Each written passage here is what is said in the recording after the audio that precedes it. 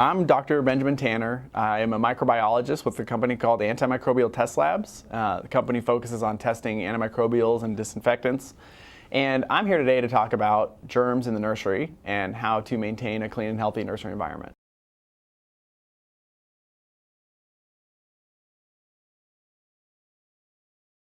The biggest germ hotspot is the changing table. So diaper waste is loaded with germs, as every parent probably knows.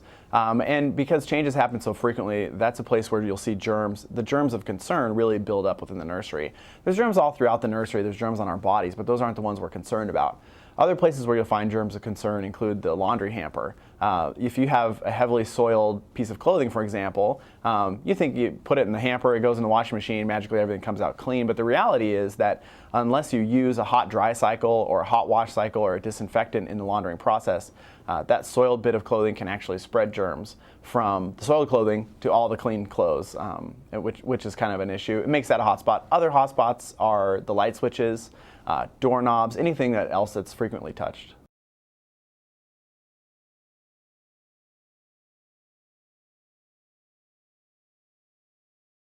If moms want to keep the hotspots germ-free, I recommend that they first learn the difference between a simple cleaner and a disinfectant. So a disinfectant product will say kills germs or antibacterial, disinfects or sanitizes on the label, in contrast to a simple cleaner, which will just say clean. A lot of times the simple cleaners are the ones that have the beneficial environmental aspects.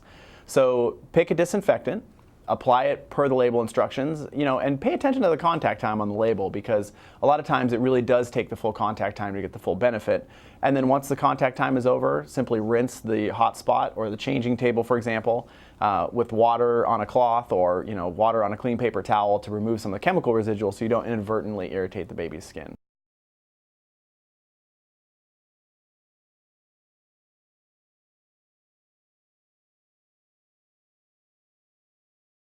When the baby's sick, you want to increase the frequency with which you wash your hands. You want to make sure that any time that you change the baby, you understand that's where the germs are going to come from. So contain those germs. If there's any kind of mess, you certainly want to disinfect the changing table. The thing about germs too is they're invisible, so you can't always tell when there's a mess. So if baby's sick, I would recommend, to prevent passing the germs to other children in the family, or potentially even yourself, to disinfect the changing table after every change and wash your hands after every change.